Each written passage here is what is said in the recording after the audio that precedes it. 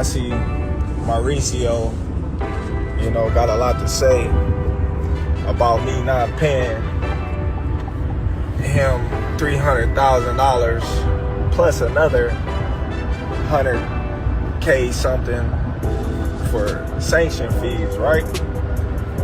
Then he gonna tell me I ain't even apologize. Like, who the fuck you think I am? Boy, you better slap your fucking self and paying your ass shit. Fuck you talking about paying you $300,000? What makes you so motherfucking better than any of the other sanctioned bodies? Huh? Answer that question. What makes you better than the WBO, the IBF, or the WBA? Everybody accepted what I was giving them. But you, the WBC, think that you better than everybody, don't you? So since you, the WBC, and you got the fucking green belt, which don't mean fucking shit. The fucking real belt is the ring belt, which is free, motherfucker. What are you talking about? You want me to pay you more than the other sanctioned bodies because you feel like you better than them? How in the world all the sanctioned bodies agreed to the same amount, but you sit your motherfucking ass up there and say that I need to apologize?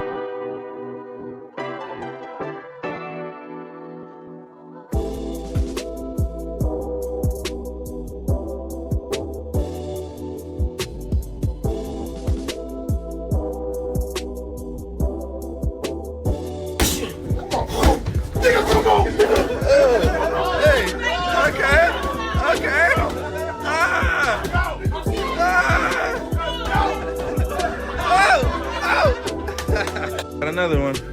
Another one. Another victim. Got this shit, bro.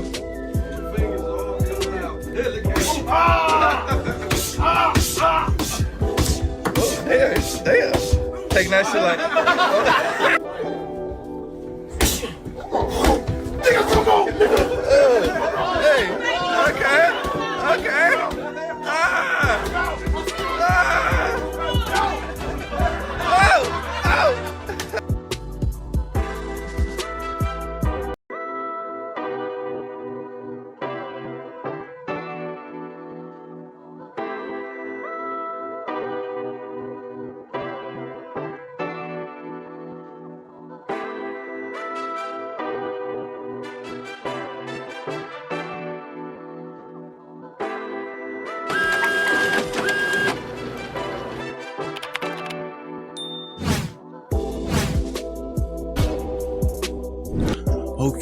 Okay, what's going on, man? Peace and blessings to the tribe.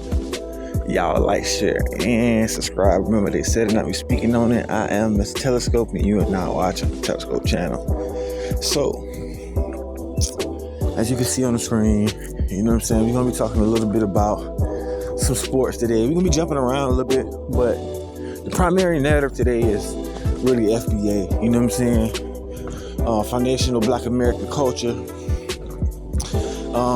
For those of you who don't know what FBA is, Foundational Black American, and for those of you who like to claim that Black Americans or Foundational Black Americans don't have any culture, this is what we're here for today. Just give y'all a little history, let y'all know what the culture is, what we represent. We are the culture. If anything, I ain't gotta ask what the culture is. We are the culture. We the ones that have made over 20 different genres of music. Whether it comes to fashion and design, we the ones that's, we call the shots on if it's gonna be hot or not. Though we may not be putting the money behind it in a lot of aspects, we the ones that kind of culturally and influentially push the button on these things. While you have the dominant society, they may financially push the button on it, but only because they've seen that, well, these people right here influence the world. They influentially push the button. These people right here have created a whole culture around the world that everybody's following. They culturally push the button. So we're going to financially push the button on this.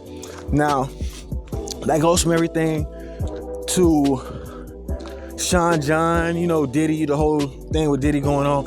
That goes to Ciroc. That goes to 50 Cent G Unit.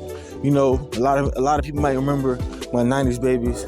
You know, a lot of people might remember the game Bulletproof. You know, well, these people made these companies billions of dollars. I believe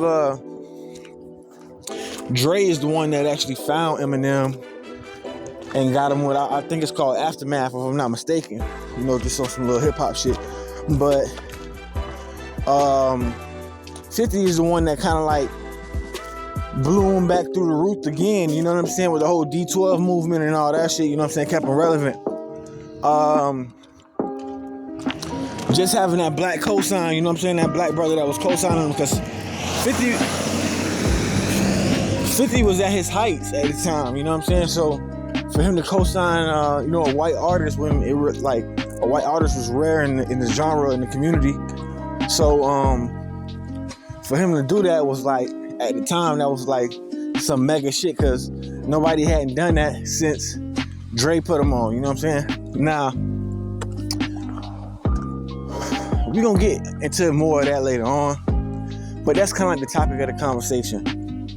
Now, what we talking about right now is Terrence Crawford losing his belt, or losing the undisputed WBC belt, you know what I'm saying? I don't know if he lost the title as well. I'm not sure if he lost the title because he don't got the belt, but I do know, and you guys go check it out. I might actually put like a little video or a snippet in here of what he's saying. If I didn't already put it, you've seen it at the beginning, you've seen it. But yeah, like he was just pretty much saying, like, you know, they trying to damn near, like, you know, soft press and store them for $300,000. And this is what Errol Spence was talking about. This is what Adrian Bronner was talking about. This is what Tank was talking about. This is what Floyd Mayweather was talking about. And the list goes on, right? Those are just some of the relevant names that you guys might know. But the list goes on. A lot of boxers, a lot of fighters been talking about this. And when I say this, what I'm talking about is these quote-unquote organizations, or these sanctions, right? They call them sanctions, but these pretty much these organizations that are collecting money and, you know, getting fat off the hog and collecting money off of these fighters, and they didn't put their life at risk. And this is what the brother Bud Crawford was kind of like stressing, like, you know, y'all want me to pay $300,000 for a damn belt that don't even mean nothing. This is not the Reign belt. The Reign belt means everything. Like, y'all want me to pay $300,000, or y'all gonna, you know, script me undisputed. Y'all want me to pay $300,000 for a damn belt that is not even the one. You know what I'm saying? It don't even mean nothing. Really, it's just a fashion belt. Then y'all gonna be eating off of my dime and going out to fancy restaurants and eating off of my dime, while I'm the one that's stepping in the ring, putting my life on the line. Which I clearly do understand. I do understand that. The brother Tariq Nasheed always said something too. White supremacists use their tools and then they break them, right? Now, brothers before Bud had been talking about stuff like that, but Bud, you know, he a country boy. He had never seen that type of money, that type of payout. I believe he made $50 million. He got the biggest purse in the boxing league or whatever. And he doing his little rounds, his little victory lap where, you know, he's getting all the sponsors and he's getting the commercials and the money, and, you know, he hadn't seen that before. See, Tank had already seen that. Floyd definitely had already seen that from a very young age. And Errol Spence seen it a bit too. You know what I'm saying? But Bud hadn't got that opportunity to see that because he didn't get that type of light shine on him. You know what I'm saying? So once the light was actually shined on him, and he was able to see, like, oh damn, this is a lot of money. But then he see that what's coming with this money, like people trying to take this money from you. Like Kanye West said something that was, you know, really really, I think it was really prolific. He said, once you get up to this point where I'm at, it ain't about making no money no more. It's about how to keep your money, how to keep people from stealing your money from you, because that's what's going on. A lot of people are stealing money from these people. Like, they human just like us. They got, a business sense and they business savvy and they made, good business decisions in their life. Some people just luck up. Some people make good business decisions. I'll say that. Some people just born natural talent to do something and they make a lot of money off of it, it kind of falls into, is that being blessed or is that being lucky? You know what I'm saying? But nevertheless, some people kind of like, fall into that category, but that doesn't mean they're not human, right? Nobody don't want to get screwed over. So, and when people screwing you over, it's more insulting, because it's like, damn, this person, and especially when you find out late, like if you already got screwed over and then you find out later, it's like, damn, this motherfucker thought I was dumb, or like, damn, I played, like I'm really dumb, like I slipped up, like they really got me, you feel me? So it's more insulting, and it leaves room for more vengeance, and you want more revenge, you know what I'm saying? It hurts even that more worse, because they actually accomplished the deed and got over on you. If you catch it a little bit before, or you can peep the signs, you got good intuition, good awareness, and you can peep the signs, and you like, oh, this motherfucker trying to get over on me. You know what I'm saying? It's a little bit more lighter as far as like how heavy your hand gonna be with the hammer when you try to get back or whatever. You gonna still try to get back. Anybody gonna try to get back, or just prevent it from happening, so you ain't got to get back. But your hand gonna be a little bit more heavier with the hammer if they got over on you. You feel me? And they succeeded. Now, these boys human, or these boys and women, these people are human, just like all of us. Nobody want to get, money taken from them or food taken off of their table. You feel me? How they provide for their family and stuff like that. So, he a good old country boy. You know what I'm saying?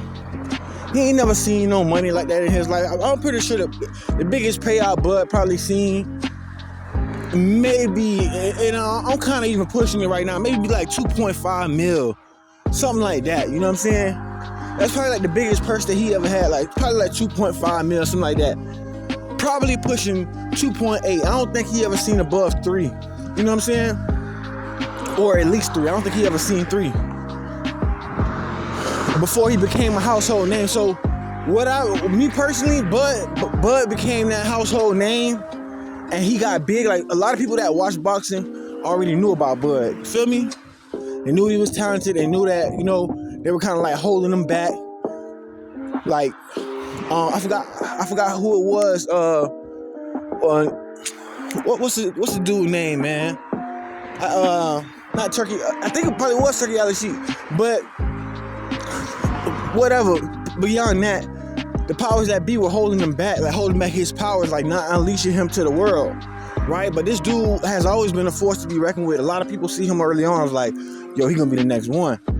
And if you've been watching boxing and keeping up with it, I used to keep up with it way more back in the day, but I keep up with it as much as I can now. But I remember watching his fights and stuff like that. I remember seeing him spar, and this is early on too, like around the time when Devin Haney was still going to Floyd boxing training and stuff like that. And this is back then when homeboy, what's his name, Adrian Bronner was on top and shit like that. I was like, watching little tapes on Bud. Like Bud been around for a little minute. So the thing is with him is like they didn't want to really unleash him, right? But the perfect opportunity came for them to open him up and unleash him into the world when Errol Spence was like, talking about like, man, like where's the money going? Like what is they doing with the money? You know what I'm saying? And I don't think like Errol Spence had a little clout. You know what I'm saying? He had a little clout. He was on his little victory run too.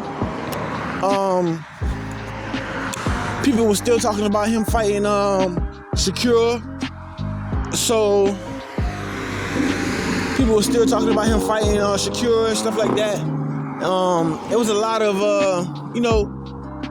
talk about him being the next one. being the next Floyd, like how elusive he was, packing power, he long, lengthy. A lot of people was talking about, how great of a fighter that he was.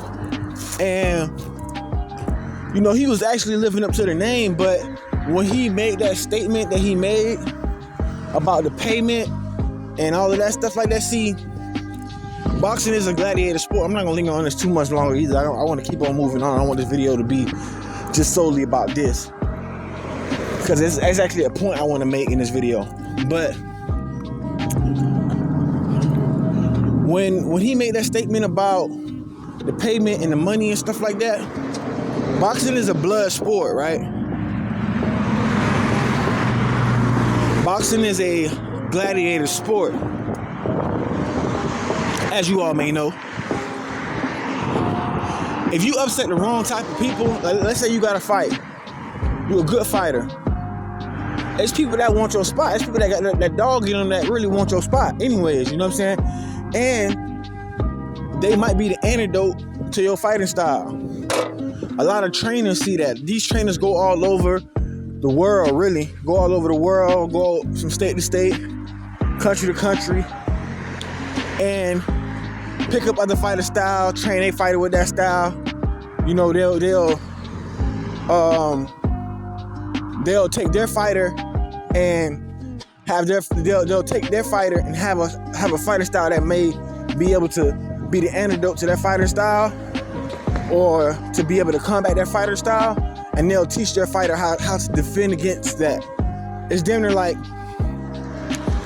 their trainer is their medicine or their antibodies, right? If something attacks the body, the antibodies come in to, intervene and fight off the infection or whatever's harming the body. So that's what they'll do. They'll go find fighters that can probably whoop their fighter ass and teach their fighter how to pretty much defend themselves against that, right? How to block these style punches, how to be elusive and evade these style of hits, or this angle, or how to throw from this angle, how to counter punch it from this angle when you're being attacked. This goes for MMA and boxing, but in this particular subject, we're talking about boxing. So, the thing is with homeboy Earl Spence, Terrence Crawford, and they already knew this. They knew this because from watching the dude's film, you watch his old film, the dude's been great. If not better back then. He probably was packing way more power back then when he was in his youth. You know what I'm saying? Dude done got a little bit older now. So with age comes wisdom, but also, the body does have a time limit on it too, especially when you're taking those type of power blows and stuff like that, constantly taking that. You know what I'm saying? You can beat the body up. But they knew that Terrence Crawford was going to be the antidote to Earl Spence fighting style.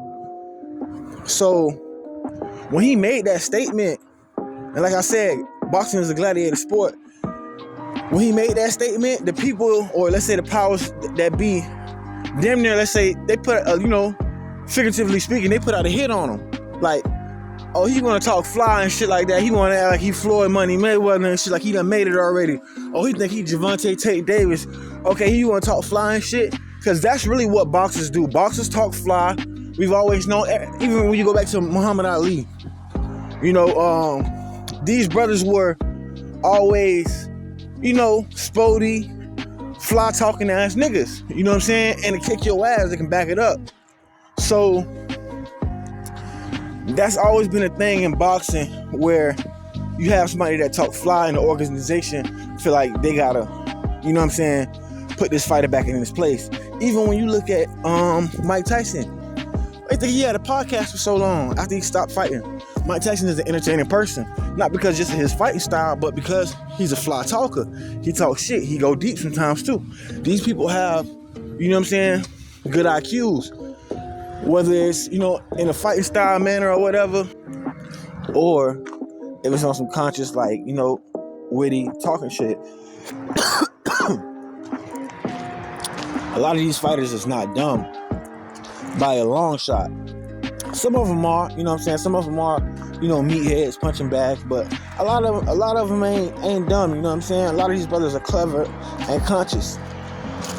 And like I said before, if you could be too smart for your own good in that industry, and they'll try to put you down, put out a hit on you. And I believe that that's what happened with, you know, Terrence Crawford and Errol Spence.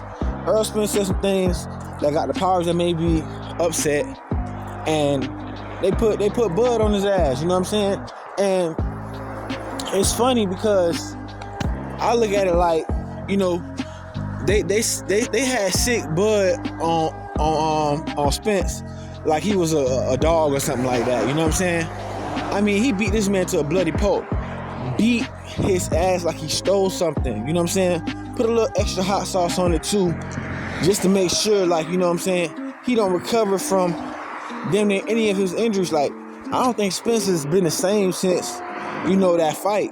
And funny enough, ironically enough, Bud actually took, once he got up there where Errol Spence was, Bud actually took a page out of Errol Spence's book and was like, yo, like, what are they doing with the money?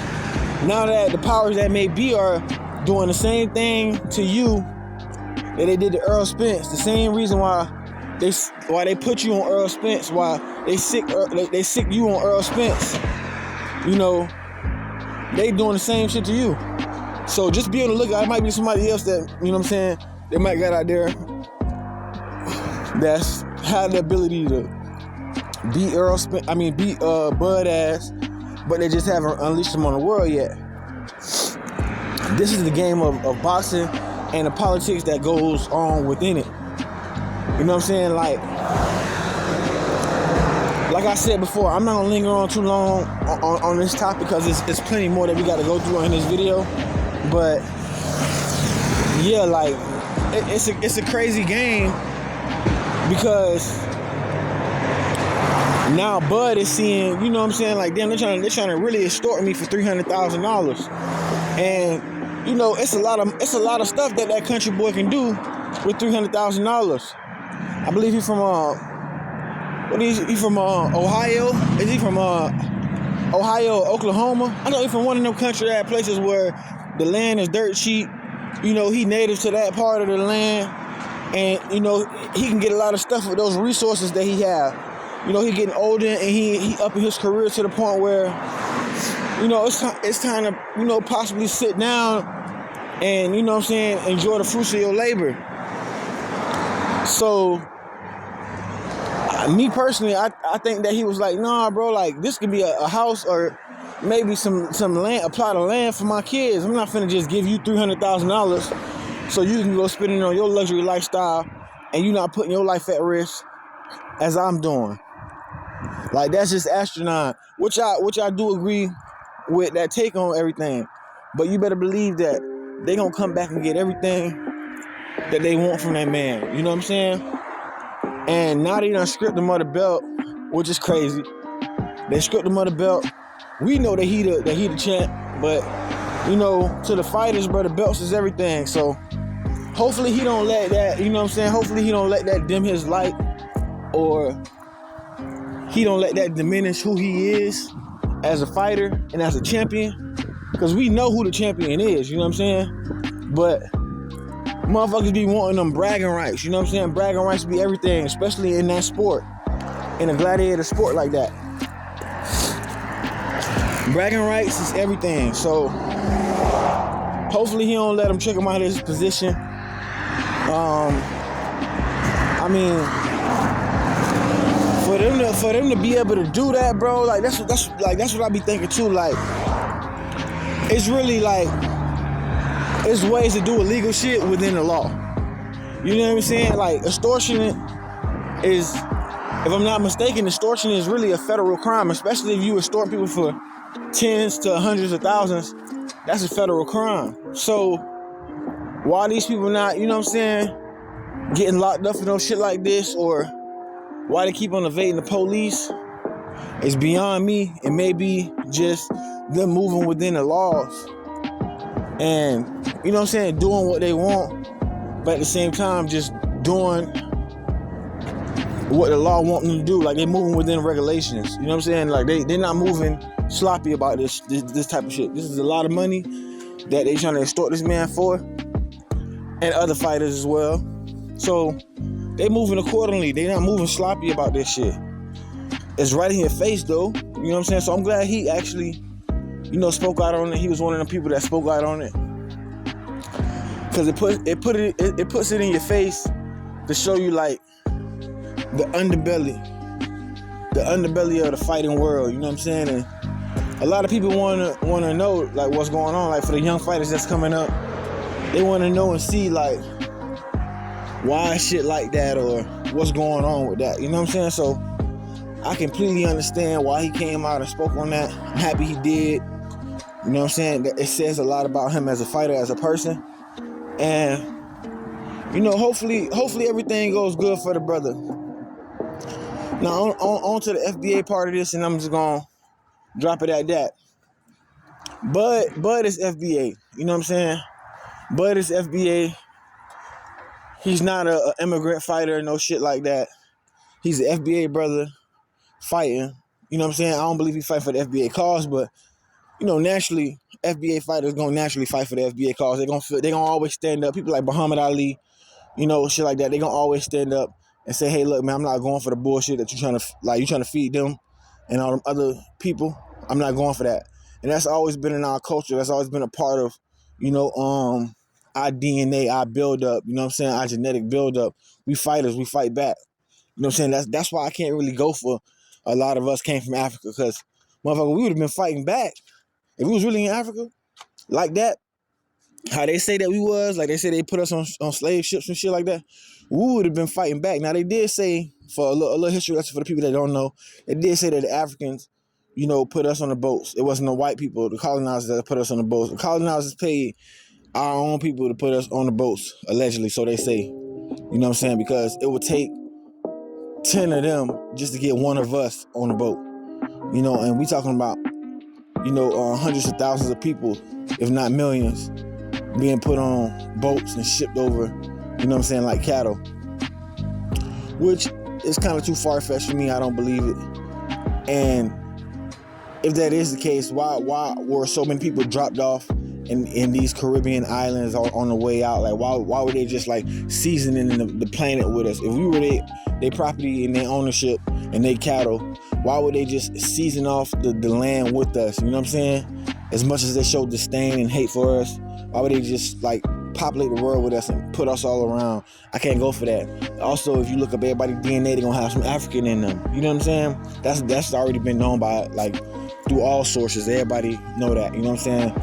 All source of life comes from Africa.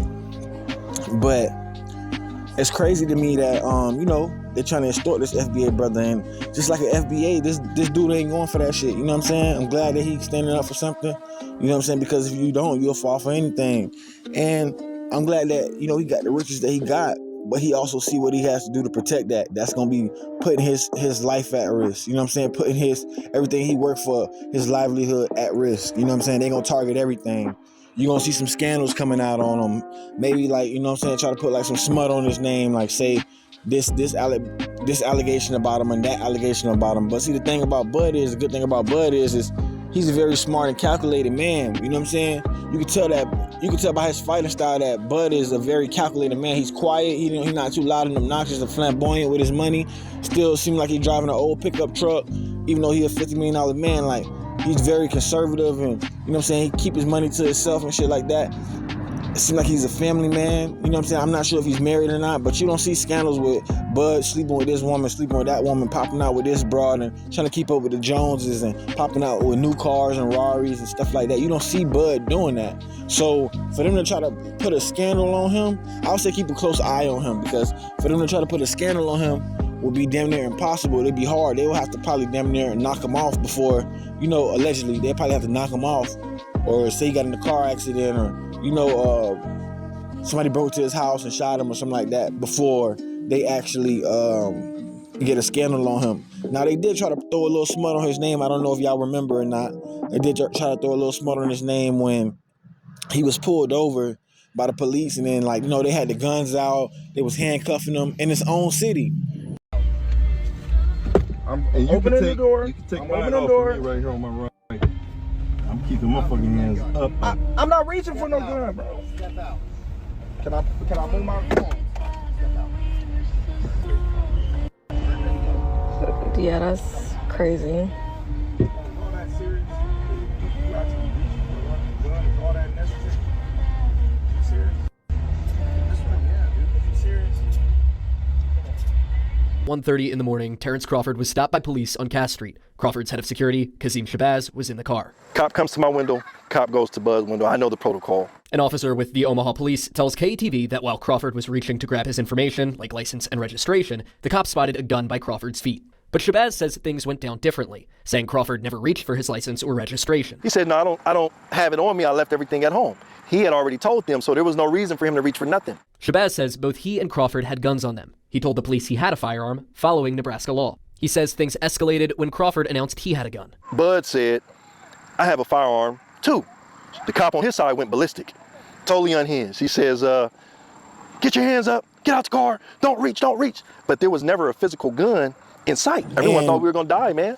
For you to be one of the greatest fighters, especially coming out of your city, the greatest fighter, I don't think there's a lot of fighters that come from where he come from. So for you to be the greatest fighter to come from your city, an undisputed champion, why would your city treat you like that? A lot of people was looking like, man, it don't matter where you get at, you know what I'm saying? He did a speech about it, you know what I'm saying? But a lot of people was thinking like, man, it don't matter how much money you get, how far, how many accolades you get in his life as a black man, they still gonna treat you like a black man. And a lot of people was wondering what was going on. And I'm here to tell you that the only people that can do that is the powers that be, the people that have pull and resources. Like, they may not have as much money, or if they do got more as much money, they got way more pull and resources than they have money. Like, they can get the mayor to, target you. They can get the governor of that state to target you, and like just all type of shit, like, inside jobs, inside stuff. So they see that they couldn't, they couldn't get him for no bullshit like dealing with a woman, because that's not in his character. So they had to try to find like, shit like, oh, he had a gun in the car, but he's licensed to have a gun. He's a multi-million-dollar man, a world champion, he's licensed to have a gun. But, as a black man, you already got a gun between your legs, so they don't need you with two. They feel like you'll take over the world. And black man with a handgun and a gun between his legs, yeah, he gonna take over the world. So they was like on some type of time where I feel like they're trying to like, do a smear campaign on the brother and stuff like that. And, following up later on, I guess Bud must be seeing the target, and he done got tired of it, so he actually calling it out. Now, y'all make sure y'all pay close attention to this, and y'all keep on looking in on this FBA brother, because, he may very well be at risk. You might see him get locked up or whatever. Like, look what they did to Tank. Look what they did to Adrian Broner, is prime example. Like, he was so blinded by the money and the fame and the women and the booze that, like, they just completely just tore him apart and demolished him. He got child support. He owed money here. He owed money there. He's trying to go to restaurants, eat $1,000 steaks, $1,500 steaks, and, walk out on with the face card, trying to use the face card to pay. But you ain't the man no more. When you was the man, you probably could do that. You know what I'm saying? You ain't the man no more. So, like, you can't even do no shit like that. Like, he living like he was the star, like he still is the star that he was, you know what I'm saying?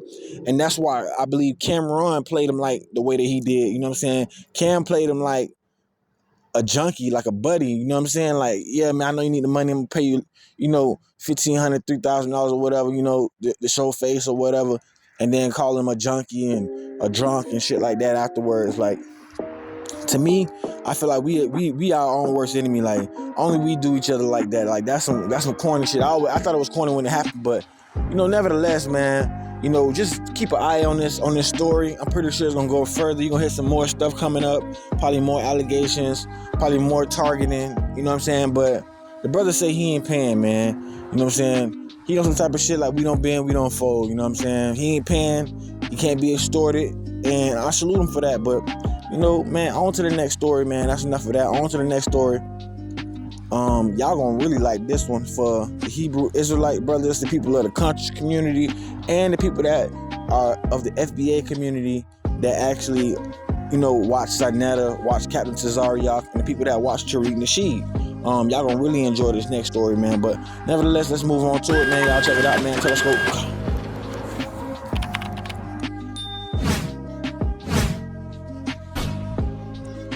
So, getting straight into this news right here, or this part of this segment of the news. I would be dropping some clips and stuff like that, but for this particular segment, a lot of the brothers are creators. Some of them don't want you to really use their content, reuse their content. So I maybe just drop in pictures or ways that you can go view the video. And I'll speak on it, you know what I'm saying? Y'all can take my word for what it is, and y'all can go check it out yourself and review it. But in this particular segment, we're talking about the FBA community versus damn near everybody, but the FBA community has literally, turned their back on and shunned Professor James Truth. And a lot of people were looking oh damn, why they doing Professor James like that, wah, But I seen him speaking sometimes, honestly, and it doesn't really seem as if though, he had a side. It seems like he was more so pandering. Trying to cape and pander to get money and stuff like that. Then come to find out, it all comes in full circle. Come to find out, he does these African tours where he takes people to Africa, shows them around. He obviously must have some connections over there in Africa where he can, take the tourists over there and stuff like that, show them around. So he probably breaking them off on the back end, but it makes more sense now why he would be pandering to both FBA, which is his lineage, and the Pan-African movement. It's because he's making $1 off of it. And anytime somebody's making $1 off of something, it's their livelihood. More than likely, 9 times out of 10, more often than not, it's gonna compromise their integrity or what they believe in. So you'll see him in a lot of speeches and stuff like that. I believe he went to a rally where he was saying I am FBA, but I have nothing against Africans. I'm Pan-African as well, and blase, doodly, whatever, squat. To me, I seen that as, he think he's slick. He's trying to cape to the Pan-African, so, the people that's actually buying into his tours and stuff like that, they don't look at him like, damn, he really don't believe what we believe. He with them FBA dudes. He don't believe what we believe. He just want our money. Nah, I ain't gonna spend my money with him. I'm gonna spend my money elsewhere with another Pan-African that believe in the same ideology that I do. And everybody already know, bro, if you FBA, you really FBA, everybody already know Tariq Nasheed is not the leader of FBA. There can't be a leader of FBA. You know what I'm saying? That's damn near making this man like Hitler or some shit. There's no leader of white people. I mean, argumentatively, you could say the MAGA movement and all of that shit. Donald Trump is the leader of the MAGA movement. But nobody is gonna say that Donald Trump is the leader of white people. Why? Because it's certain white people that don't believe in what Donald Trump believes in. They just happen to be white. You get what I'm saying? So it's the same thing with FBA and Tariq Nasheed. Yeah, he brought it to the forefront and gave a title and a name to our lineage, but lineage has always been there. You know what I'm saying? The lineage has always been there and forever will be there. It's just that he put a name and a title so that people can direct themselves to it. Nobody got on, what's his name? The dude that created the term African American. I believe his name is Jesse Jackson. Nobody got on Jesse Jackson's ass about making the term African American. And this is the 80s. None of us actually agreed with that shit. You still had people that was classified, depending on how old they was, still classified as Negro. Nobody actually agreed with that shit. They just started putting that on the census, putting that on applications and stuff like that. So by that term, that is a compromised term, because by that term, you know, and it's a very, very well known talking point, and a very, very well regurgitated and used talking point, that, you know, Elon Musk can be African American. Anybody that is born in Africa and come to the Americas and is a citizen of the Americas or reside in the Americas is considered African American, black, white, or indifferent. So that is a very compromising term. Now, when you say FBA, when you say Foundational Black American, that makes more sense. That is more culturally designated to our people, you know, because our people were the foundation of this land. We the ones that fought in the Civil War for the Africans to even get over here, and other Caribbeans. We the ones that paved the roads and made the buildings, and slaves in these cotton fields and these corn fields and bean fields and stuff like that. We the ones that invented the refrigerator, you know, invented the common stoplight as we know it today, invented what we know as EMT, the ambulance, you know, first responders. We the ones that invented a lot of these things, but a lot of people took credit for Foundational Black American inventions. And that's what makes us the foundation of this country, because everything great about this country comes from black people, whether it's musical culture. Like I said before, we created 20 different genres of music: hip hop, rap, jazz, country. You know, a lot of people believe rock and roll as well. With Chuck Berry, you know what I'm saying? Like, even when you look at people, like if you watch the Elvis movie, a big part of that movie, what a lot of people don't understand, and a lot of people, if you haven't seen it, you should go check it out. It's an older movie, but maybe like 2-3 years old. But a big part of his career and the startup of his career, they were showing that Elvis' dad went to prison for like writing a bad check. So the mama, you know, she had to move to the hood pretty much around like the black folks, because they couldn't afford to stay in the suburbs. So she had to move to the hood. This is where Elvis actually became Elvis. This is where he got that sound from. Peeking and looking in through the juke joint, seeing the girls doing raunchy and derogatory dances on the man, while you got these blues singers playing the banjo and singing, and you know, and right across the street there was a church where they would have revivals and things of that sort, and the spirit was in the air. And if you FBA, you know what a revival is, you know what the church know what a revival is. And Elvis gravitated to that sound, and he mixed the two, because if you think about it, blues and church music is really kind of synonymous. It's not too far from one another. Like, you got to have some type of soul to sing that blues. You got to have some type of soul to really sing in that church choir. That's why when you see a lot of the great singers, come to find out they were heavily in the church, and they sung in the church like, oh, then he's singing like a pastor boy. She's singing like a church girl.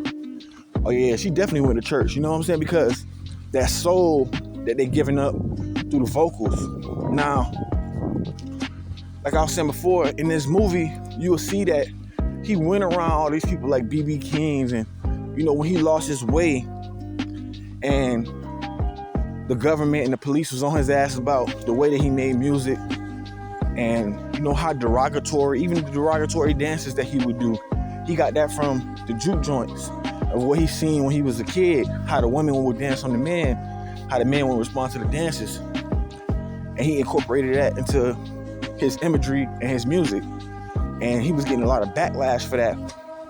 What we see now with Sexy Red and stuff like that, and then you will see another white girl come and then do the same thing or talk about the same thing. That's literally what Elvis was doing back then. So it's always been a part of the musical culture. Oh, well, black people doing it, they're making it seem cool, or they're showing that side that we really don't want to see, but everybody, they're thinking about it and it seems cool. Well, let's pick that up and do it, and we'll whitewash it and make it okay to do. Well, that's what Elvis was doing. And it shows in this movie that a lot of his culture and his, his musical hits, a lot of his musical theatrics he got from FBAs. So I'm saying that to say, FBA is not a cult. It's not a religion. And I said this a lot of times, even in the comments, but certain people like to bypass the comments. They don't want to shed light on the real comments. They'll shed light on the bullshit comments. And niggas be picking and choosing. But FBA is nothing like ISUPK. FBA is nothing like Christianity. You can be a Christian and be FBA. FBA is nothing like the LGBTQIA whatever. You could be that and still be FBA, because FBA is a lineage. You get what I'm saying? And the reason I'm saying this is because, Tazaraych, he had a disingenuous argument that Tariq was supporting one of the trolls, which I've been watching Tariq for a long time, just as most FBAs have. And a lot of the times you'll see him, he don't pick and choose. That's what I like about his channel. That's what I like about his message. He don't pick and choose whether you gay, straight, or indifferent. He gonna pull you up, let you have your voice. Everybody got a voice. The definition of freedom of speech, he expresses it and he shows it to the highest level. Gay, straight, man, woman, whatever. He lets you up on his platform with hundreds of thousands of people or tens of thousands of people watching. And he lets you spew your talking points. He might troll you a little bit. He might roast you a little bit. He might agree with you a little bit. But he let everybody get their talking points off. And that's what I respect about him. When it comes to people like Captain Tazaraych, ISUPK, he wants you to believe everything that he says and everything that he does is right. And if you believe contrary to what his belief is, nah, you wrong, brother. Nah, you gotta get up out of here. I gotta get you up out of here. I gotta drop you. People like that, to me, I feel like people like that got shit to hide. If you're doing stuff like that, you gotta drop somebody before they can get their talking point off. You can't refute their talking point. That means you got something to hide, or your IQ is not intellectually, savvy enough to battle these brothers on their talking points. Because if it was, and if you was doing the right thing, if you was worshiping the right thing, you would be able to intellectually battle them and debunk all their talking points. This is not the case with ISUPK or Captain Tazaraych. I've seen brothers, even like the comedic brother Sinetics, so I always have him on his channel. I forget his name, man. If y'all know his name, drop it in the comments. I might remember later on. But he always had it was like he was pretty much the ISUP. I mean, he was pretty much the House of Consciousness champion that Sinetta was sick on everybody before Jabari. And he was a comedic brother, really know his stuff. Shaka Atmos, that's his name, Shaka. So I seen Shaka and Captain have a debate way before Captain Tazaraych was even popping the way he is now. Or not, I wouldn't even say he really popping, but he got a little motion going on, you feel me? I'm not no hater or nothing like that. He got a little motion going on. But a lot of that motion came from, him being on this Jewish dude channel. Nevertheless, a Jewish kid. Nevertheless, we're going to continue to talk about this, this debate that he had. So anyways, he had a debate, and there was a lot of things that were brought up in this debate that were very sketchy about ISUPK and the way they worship, or the way they run the Hebrew Israelite culture and how they do it. Now, he was saying on his last live that he just did with Sinetta, he was saying how,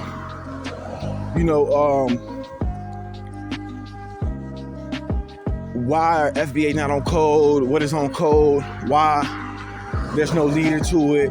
Why one person saying one thing? Why somebody saying another? And the answer to that is, what race of people are on code or like synchronized? Like, yeah, you can be on code, like you can know the bare minimum, what not to say, what to say. On code don't necessarily mean agreeing with everything that somebody say. You feel me? You can be on code and you see another black brother in the streets or something like that, you nod your head. You know what I'm saying? That's on code.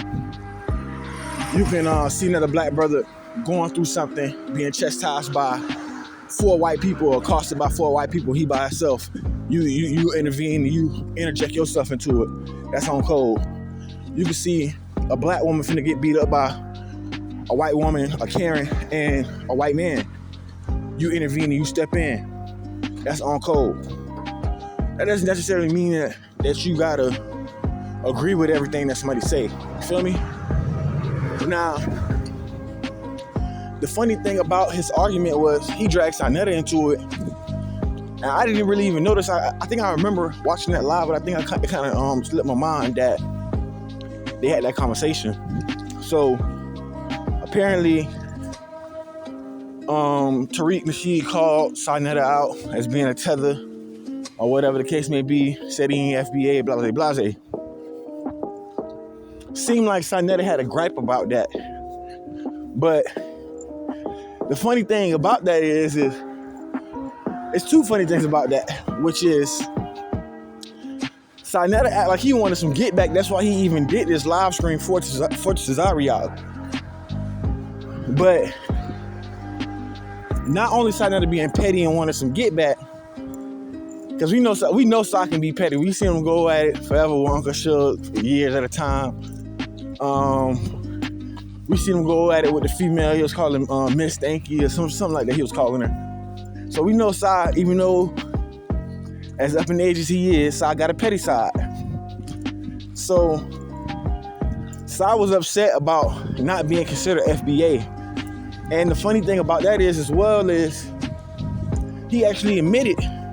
You know, he came out and admitted on his last live stream that his mama is like full Washita or something like that, and I think his dad is like Dominican or Puerto Rican. So he really isn't FBA. So really, you have no reason to be mad at Tariq, because all along he was right. And sometimes people get mad because you call it a bullshit, but all along he was right. That don't mean that you can't be an ally to FBA. I got plenty of friends that's not FBA, but are we gonna fall out and not be friends because they're not FBA? No, unless they going against the grain or going against the lineage, or like, you know, saying something derogatory towards my people or myself. Then like we'll fall out behind that. But I'm still gonna be cool with you. Like, you being FBA and you not being FBA is not gonna make me not be cool with you. I fuck with real people. It's the person first. You know, the lineage is second. So the crazy thing about it is it seemed like Sa was used as a tool through, like, and these are arts of war. Like, an enemy of your enemy is my friend. It's a simple art of war. You know what I'm saying? Tazaraych was called out on something by Tariq Nasheed. Sarnetta was called out on something by Tariq Nasheed. Okay, he talked about you, he talked about me. All right, bro, come on, let's team up and get up on his ass. To me personally, that's bitch shit. I hate to say it, but it gotta be said. And for somebody like Tazaraych that, you know, portrays and try to present himself as an upstanding man, he has a lot of good talking points as well. A lot of the things, how he carry himself are admirable. You know what I'm saying? He does show respect when people are speaking and things of that sort. You know, to keep his composure. But for you to team up on another man because he said something about you that you didn't like, and then you go get another man that he said something about that guy didn't like, to me that's bitch shit. And really both of y'all niggas is wrong, because y'all acting like y'all don't know what FBA is, but y'all know what it is. And then the whole show is based on what is FBA, what is FBA. All right, bet, we gonna get some FBA brothers up here to explain what FBA is. Y'all get the brothers up there. Tazaraych is still doing all of the talking. he's still trying to spew talking points, and he getting all the talking in, and nobody that's FBA or what you asking for is able to even answer a question. Like, it was one brother up there, you know, they was just making him look crazy on camera. And that's another thing about that channel too, is like, I rock with it and I watch the channel. I used to go on it on the live before it was like a really big thing. And if you a younger brother, because there's a lot of old people that be up there too. Before, like, you know, old people probably want to get on camera, they wouldn't know how to use it. But being that side as an older gentleman, they're talking about consciousness and stuff like that, talking about science, religion, things of that sort. It draws a lot of old people. It's an older fan base over there too. Different demographics, but a lot of old people come over there on that channel more than you might see on other channels. And the crazy thing about that is like, if they see that you're young, the older people feel like, oh man, you don't know shit. But you got a lot of older people on there that be spewing crazy ass rhetoric, and the younger cats be more laced up intellectually than the older people. So it's a very biased, sometimes it can, I won't say all the time, but more often than not, when the old people up there, it can be a very biased platform, because nobody's searching for the knowledge. Everybody's trying to be like, oh no, I know more than you, I'm right. And this is why we can't never like get together and come together on a collective thought or ideology, because one person want to think they know more about something than the other. And that's the thing with FBA. You can be a Muslim, still be FBA. You can be a Christian, still be FBA. You can be an atheist and still be FBA. So that's the one thing that draws us together. And here you have ISUPK, Captain Tazaraych, trying to kind of like denigrate and divide that. To me, I can't respect that, because if you say that this brother's an agent, he pulling us together in a way that we all can unify up under one umbrella and still believe in what we believe in by identifying ourselves through a lineage. And you are trying to, you know, tear that apart. I can't rock with that, you know what I'm saying? Me personally. On top of me already seeing that, like, you really chasing it. Like, Cap used to be in his car doing something with, I guess you call it the car chronicles. Cap used to be in his car, driving and sitting in one spot, talking about what he talk about, religion, talking about the Bible, rebuttaling the Bible, quoting it word for word and things of that sort, talking about Israelites and, you know, shit like that. As soon as he did that showed that Jewish kid, I don't know what he told him.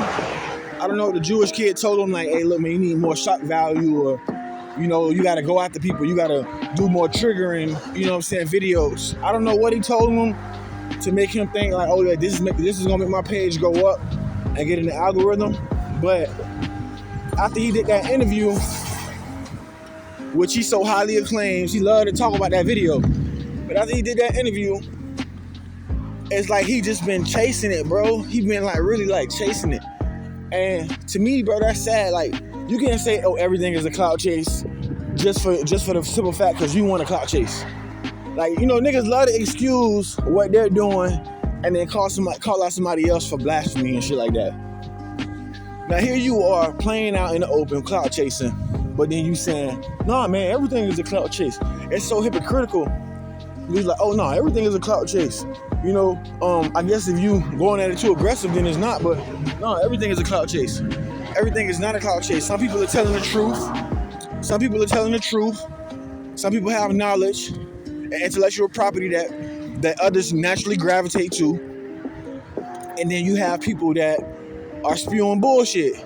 And what people gonna do? Run to the bullshit, see what you're talking about. Try to call you out on the bullshit. Triggering, you got triggering videos, you got a triggering message. So people gonna try to call you out on that. You know what I'm saying? And that's what clout chasing is. That's clout chasing. You trolling and clout chasing, you know what I'm saying? Now when Tariq didn't mention his name, because he wanted to do something to make Tariq mention his name so that he can get the following up. He's trying to get the following up, you know what I'm saying? He's trying to get the subscribers and people to come to his channel and come check out his message. So when Tariq was speaking on their situation, that's like some real nigga shit. Like, all right, I'm gonna speak on some shit. That's real nigga shit to me. You feel me? Me personally, that's real nigga shit. Anything else other than that is telling or dry snitching. If we gonna talk about a situation, like let's say me and you got a problem, and we talking about the situation or whatever the case may be, but I'm speaking in third person. Me and you know who I'm talking about. Nobody else heard this conversation. This is a conversation that me and you had either over the phone, either through text message, or face to face. Me and you know what it is and who I'm talking about. We can let the people think whatever they want. We can let them disagree or agree, whatever they want, but me and you know who I'm talking about. Now here you go, you come right out. Oh yeah, man, he talking about me and this and that. He said this, and I'm the one that texted him. You really snitching at this point. You really dry snitching. You know what I'm saying? And in this case, nobody went to jail behind it. Nobody can get locked up behind it, or it wasn't nothing that nobody can't get locked up for. It's a motive. It's an ulterior motive. So you really chasing it. You're clout chasing. That's what clout chasing is. You trolling and you clout chasing. You chasing it. You looking for a reaction. You want them to say your name. You want to get some of the subscribers, and that's all it is, bro. This shit is about clicks and views and dollars. That's what it's about. Yeah, when everybody turn their phone on, you know what I'm saying. You want to make some money. You want them clicks. You want them hits. You want them views. But it's about what do you do to get it? Are you gonna compromise your integrity to get it? Are you gonna go try to bash another brother to get it? What are you gonna do to get these clicks and views? So that's what make it chasing it. That's what make it clout chasing. And you obviously openly clout chasing. You know what I'm saying? So when I see him doing little shit like that, I can't respect it because I'm somebody that come from the lineage and I see what you're doing. You know what I'm saying? But you're trying to disguise it as like you're trying to help the people. Then you on another platform. Oh man, what is FBA? What is this? What is that? You trying to make a drag on to clout chase. Me personally, bro, I just find it very distasteful. You know what I'm saying? Whether you give a fuck or not, you know what I'm saying? I'm still gonna speak my mind. I found it very distasteful, and it was like some busted shit. That's like some lame shit. You know what I'm saying? And for somebody to proclaim to be such a man and such an upstanding dude and for the community and shit like that, for you to be stooping down that low and belittling your integrity for views and clicks, that just shows that you done got too far into it. You done got too deep into it. When you was just in your Bible and your word, you know, you was good. You had structure, you had morale, you had integrity. The more and the deeper you get into the social media lifestyle, the deeper you get into the social media content world and the content aspect of things, the more and more you devalue and belittle your integrity and your morale. You know what I'm saying? That's why a lot of people think that AI and social media and the internet is the devil, because it makes you compromise who you are. People that you've seen that was really like quiet in school or quiet in public, you'll see them on the internet screaming and talking gangster. You done became a whole other person when you hit play on that phone or you hit record on that phone, you hit that red button on that phone. You a whole nother entity. You a whole nother individual. This is how you have people like Charleston White saying, nah, this is just a character. When you get caught up in some bullshit, now it's the internet and now it's you just a character. No, this is really who you is internally. This is really who you is within. Or the internet, the spirit of the internet is making you become something else. Which in my mind, that's insane. You know what I'm saying? That's crazy. Because you going off of the perception of what people gonna think. Oh, so I gotta act like this. That's why I can't never respect it, because you belittling and you know what I'm saying, devaluing your morality and your integrity just for clicks and views. So that's really what I gotta say about that situation. Y'all go check out the video or whatever. I put like certain little clips up. Y'all can see what the title of the video is, what it is, and stuff like that. You know, but y'all can go check that out. You know what I'm saying? Nevertheless, like I said before, I don't want to linger on it too long because I don't want this video to be too long, but it was something that I felt I need to talk about because I was going to talk about it or post this video the other day, and just was so much shit going on I couldn't even post it. That's why the video or some of the stuff in the video is a little bit behind. But yeah, like it's already a lengthy video. I'm not going to drag it on or whatever, but like FBA is a lineage, man. You know what it is, bro. Like, stop trying to, you know, fake the phone just to make a video. You know what I'm saying? That's the old saying. Like, stop trying, you faking the phone. You know what I'm saying? Stop trying to fake it so you can make a video to get clout, bro. You know what I'm saying? You know what FBA is. And the crazy part about that is as well, and I leave with this, is you can be FBA and be ISUPK. ISUPK is a religion. That's more of a cult than the FBA. ISUPK is a religion. It's a religious following. FBA is not that. You know, you can be conscious. You can be of the House of Consciousness and still be FBA. You know what I'm saying? So if I said I was Black American, nobody would think twice. You know what I'm saying? About me saying I'm Black American. Why? Because according to Jesse Jackson, that is our lineage. You know what I'm saying? But as Black people, and most Black people that I know, we never took on that ideology or that title. Just the same for the term Negro. If I said I was a Negro, you wouldn't question that either, because that's what we were labeled as far as our lineage, right? But we never took on that term or that title. White people gave us that term and that title. So FBA is just identifying ourselves for what we are, what we know ourselves to be, and what we have always been is our lineage. You know what I'm saying? And that's something that we picked up and that we took on, that we accepted. You know what I'm saying? So that's all that it is. Pan-African. You can be a Pan-African and still be FBA, because Pan-African is an ideology. You want to go back to Africa. You want to integrate with your people who you feel like, you know, that's where you come from, and you know, that's what you are, stuff like that. But history shows that we've been over here for 400 years and more. You know what I'm saying? 400, 500 years of slavery. Plus, it was already Black people on this land. You know what I'm saying? And that's why the whole delineation thing is big.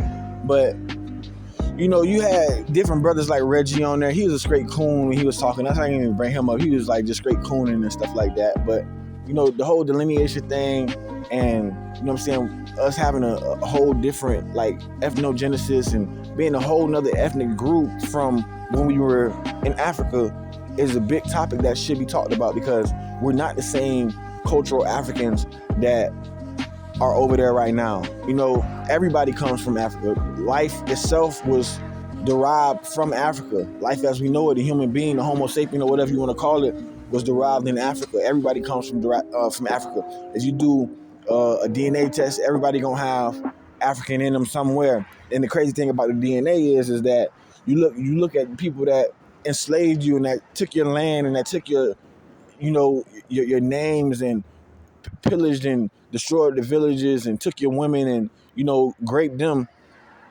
And you think that these people are going to be the same people that's going to tell you where you come from, where you truly come from.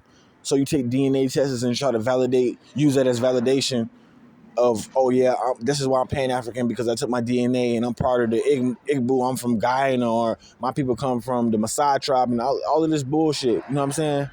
Like, you don't know that. You don't know where you come from, because they erased your history and then created and gave you another one. They erased your names and gave you another title. You know what I'm saying? So, I just want that to be known. I want y'all to look more into that. You know what I'm saying? And really like watch a lot of these people that you want to be Pan-African, but Africans don't really even want you over there. You got to pay an arm and a leg just to get over there and just to buy land.